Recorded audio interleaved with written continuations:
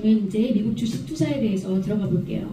우선은 여기 살고 계시는, 한국에 계시는 분들이 그냥 미국에다가 주식 투자를 해서 미국에서 소득이 발생을 하면 미국 입장에서 저희가 소득이 발생하는 지급을 원천 지급이라고 해요. 그러면 그 나라에서 먼저 과세권을 행사를 하는 거예요. 그럼 미국에서 먼저 1차적인 과세권이 있는데 그때 미국 입장에서 봤을 때 한국인, 그러니까 비거주자가 소득을 배당이랑 양도차익, 주식을 투자하면 발생하는 소득이 보통 배당이랑 주식 양도차익이죠. 그 배당에 대해서 어떻게 비거주자의 과세를 하게 돼 있냐면 미국 세법에서는 30%를 원천 징수하게 돼 있습니다. 원천 징수한다는 거는 내가 받을 금액이 100이면 이미 지급하는 사람이 30을 미리 떼고 나한테 70만 준다는 거예요. 그리고 그걸로 내 그냥 납세 의무는 종료가 되는 거죠. 근데 아까 말씀드린 것처럼 한국하고 미국은 조세 조약이 있기 때문에 거기서 15%로 세율을 내려놨어요. 우리는 친구니까 우리 친구끼리는 저렇게 하지 말자. 저거는 우리가 모르는 애들이 들어왔을 때 저렇게 하는 거고 우리는 그냥 이렇게 합의를 하자 해서 15%로 내려놨기 때문에 받을 금액이 100이면 15 떼고 85를 제가 받는 금액입니다. 그리고 끝이에요. 그냥 미국에서는. 더 좋은 소식은 양도차익인데요. 미국에서는 외국 사람이어서 주식 양도차익인 경우에 과세를 하지 않습니다. 미국 세법에서도 과세를 하지 않지만 하나 더 더블 프로텍션이에요. 한미 조세 조약에서도 주식에 관한 양도차익은 지금 과세를 하지 않도록 협의를 해놨어요.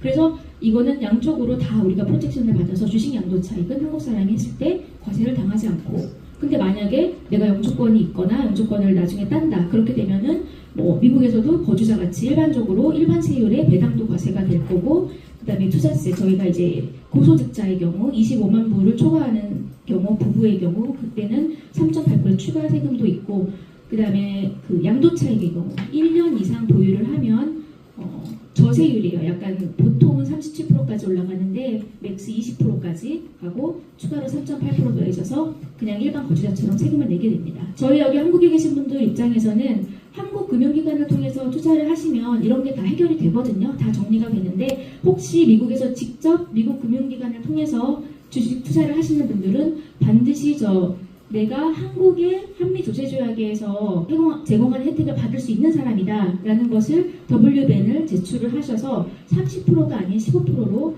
원천징수 낼 수 있도록 저 서류를 꼭 제출을 하셔야 돼요. 가끔씩 저런 거 이렇게 누가 주면은 이게 뭐야 나 이거 모르는데 되게 무서운 것 같아 하고 막 오시는 분이 있어요. 근데 그냥 내 당당한 권리를 하는 거니까 내 정보 제공하고 그냥 받으시면 되는 거예요. 그리고 또 중요한 게 저 15%던 얼마 전 미국에다 원천징수가 된 거에 대한 기록을 꼭 보관을 하셔야 됩니다.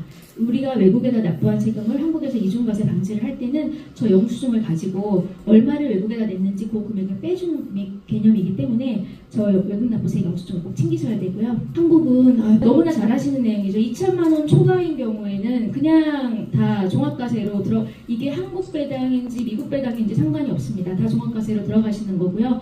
근데 2천만 원 이하인 경우에는 우리나라 국내에 있는 금융기관을 통해서 하셨을 때는 그 금융기관에서 알아서 원천징수를 해줄 텐데 만약에 해외 금융기관을 하시는 분들 같으면 이 한국에서 원천징수를 제대로 했는지에 대해서 확인을 할 수가 없기 때문에 거기에 대한 기록이 필요하고 원천징수가 덜 된 경우에는 한국에서 추가로 세금을 납부하셔야 될 수도 있습니다. 지금 예를 들은 미국 같은 경우에는 저희 혹시 한국에서 원천징수하는 세율 얼마인지 아시나요? 15.4를 많이 알고 계시죠? 15.4를 알고 계시는데 그게 국세 14%에 지방세 1.5%가 더해진 거예요. 근데 원래 국세 14% 기준으로 이게 판단이 됩니다. 그래서 미국 같은 경우는 15%로 원천징수를 하게 되면 우리나라 국세 입장에서 봤을 때는 충분히 원천징수가 되었다고 봐요. 그렇기 때문에 추가로 납부할 세금은 발생하지 않는 겁니다. 그냥 15%된 걸로 저 영수증 가지고 그냥 종결할 수 있는 거예요. 그리고 또 하나 가끔씩 놀라시는 게 펀드를 투자하시는 분들 같은 경우에 펀드에서 막 수익이 발생을 하면 그 수익을 내 펀드 어카운트에 그대로 놓고 계속 재투자되는 경우로 많이 운영이 되는데요. 펀드가요. 그렇게 되면 그 돈은 한 번도 내 주머니에 꽂히지 않고 그냥 그 계좌 안에 있었는데도 불구하고 그 분배금은 저희가 그걸 분배금이라고 불러요. 재투자된 분배금은 세법상으로는 간주배당 소득으로 봅니다. 그래서 그게 갑자기 세금 대상 소득으로 뜨면 나 이 돈을 받은 적이 없는데 왜 세금을 내냐고 놀라시는 분이 있는데 사실은 그거는 과세 대상의 소득이 맞아요. 간주배당 그것도 챙겨 보셔야 되는 거고요. 저 주의할 사항은 2천만 원 이하인데도 어느 나라에 투자했는지에 따라서 좀 모자라시는 부분은 종합소득세 대상이 될 수 있다라는 거 인지하셔야 되고, 명납부세액공제 꼭 챙겨서 받으셔야 합니다.